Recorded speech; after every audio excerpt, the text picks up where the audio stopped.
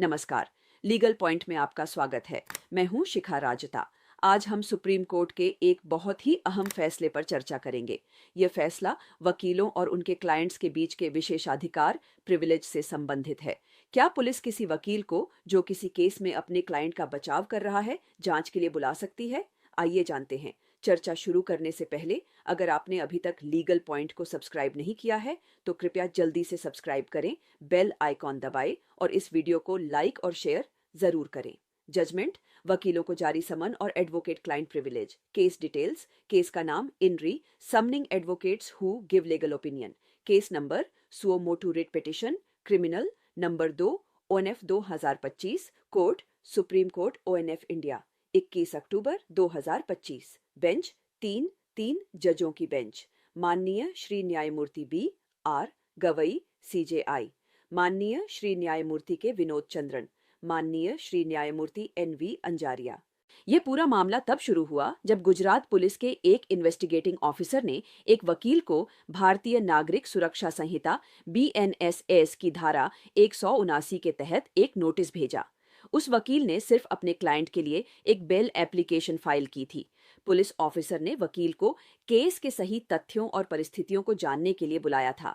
जब वकील ने इस नोटिस को हाई कोर्ट में चुनौती दी तो हाई कोर्ट ने यह कहते हुए याचिका खारिज कर दी कि वकील सहयोग नहीं कर रहे हैं, जिससे जांच स्टॉल्ड गई है। यह मामला सुप्रीम कोर्ट पहुंचा, जहां दो जजों की बेंच ने इसे अत्यंत सार्वजनिक महत्व अटमोस्ट पब्लिक इंपॉर्टेंस का मानते हुए एक विशाल बेंच को रेफरेंस के लिए भेज दिया।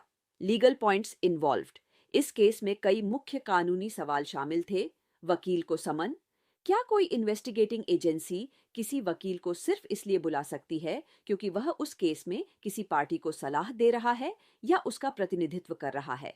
न्यायिक निगरानी। अगर एजेंसी को लगता है कि वकील की भूमिका सिर्फ वकील से ज्यादा मोर है, तब भी क्या उन्हें सीधे बुलाया जा सकता है या इसके लिए किसी न्यायिक निगरानी जुडिशियल ओवरसाइट की जरूरत है?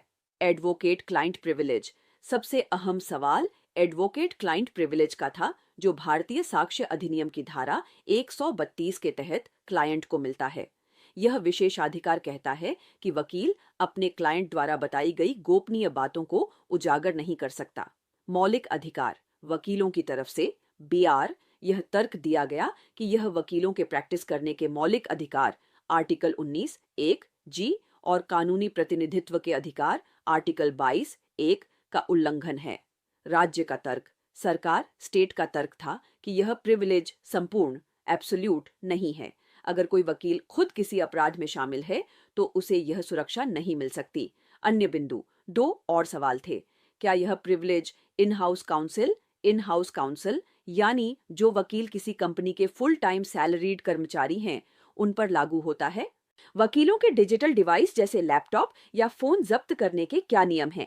आपको यह जानकारी कैसी लग रही है? यह बहुत ही अहम जजमेंट है जो हर वकील और आम नागरिक को जानना चाहिए। कृपया कमेंट करके अपने विचार बताइए और इस वीडियो को लाइक करना न भूलें। सुप्रीम कोर्ट ने इस मामले में बहुत स्पष्ट और विस्तृत दिशा निर्देश जारी किए। कोर्ट ने साफ कहा, वकीलों को सीधा समन नहीं। कोर्ट ने पहले सवाल का जवाब एक जोरदार नहीं, एम्फैटिक नो में दिया। कोई भी इन्वेस्टिगेटिंग एजेंसी किसी वकील को सिर्फ केस की डिटेल्स जानने के लिए नहीं बुला सकती। अपवाद, एक्सेप्शन और प्रक्रिया। अगर IO को लगता है कि वकील धारा 132 के अपवादों एक्सेप्शंस में आता है, जैसे वकील खुद अपराध की साजिश में शामिल है, तो समन जारी करने से पहले समन में स्पष्ट एक्सप्लिसिटली तौर पर उन तथ्यों का जिक्र होना चाहिए जिनके आधार पर अपवाद का केस बनता है। यह समन एक सीनियर ऑफिसर जो सुपरिंटेंडेंट ONF पुलिस SP के रैंक से नीचे न हो की लिखित मंजूरी रिटन सेटिस्फैक्शन के बाद ही जारी होगा। न्यायिक समीक्षा जुडिशियल रिव्यू। ऐसे किसी भी समन को वकील या उसका क्लाइंट हाई कोर्ट में BNSS की धारा 528 के तहत चुनौती दे सकता है। दस्तावेज, डॉक्यूमेंट्स और डिजिटल डिवाइस।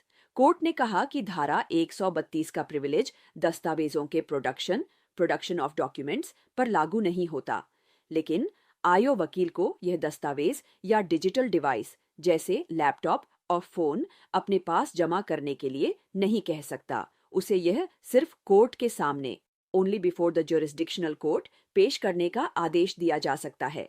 डिवाइस की जांच सिर्फ वकील, उसके क्लाइंट और उनके द्वारा चुने गए तकनीकी विशेषज्ञ टेक एक्सपर्ट की उपस्थिति में ही की जाएगी। कोर्ट यह सुनिश्चित करेगा कि उस डिवाइस में मौजूद दूसरे अदर क्लाइंट्स की जानकारी गोपनीय बनी रहे। इन हाउस काउंसिल कोर्ट ने स्पष्ट किया कि धारा 132 का privilege in house council salaried employees को नहीं मिलता है। इसका कारण ये है कि वे स्वतंत्र वकील नहीं माने जाते, बल्कि वे कंपनी के कर्मचारी होते हैं। अंतिम परिणाम, सुप्रीम कोर्ट ने उस वकील को जारी किए गए मूल समन को रद्द सेट साइड क्वॉश कर दिया और जांच अधिकारियों को चेतावनी दी कि वे इस विशेषाधिकार का उल्लंघन न करें। तो यह था सुप्रीम कोर्ट का ऐतिहासिक फैसला, जिसने एडवोकेट क्लाइंट प्रिविलेज को मजबूती दी है। यह फैसला इन्वेस्टिगेटिंग एजेंसी की मनमानी आर्बिट्रेरीनेस पर रोक लगाता है। लीगल पॉइंट पर आज के लिए बस इतना ही। मैं हूं शिखा राजता। हमारे चैनल को सब्सक्राइब, लाइक और शेयर करना न भूलें। धन्यवाद।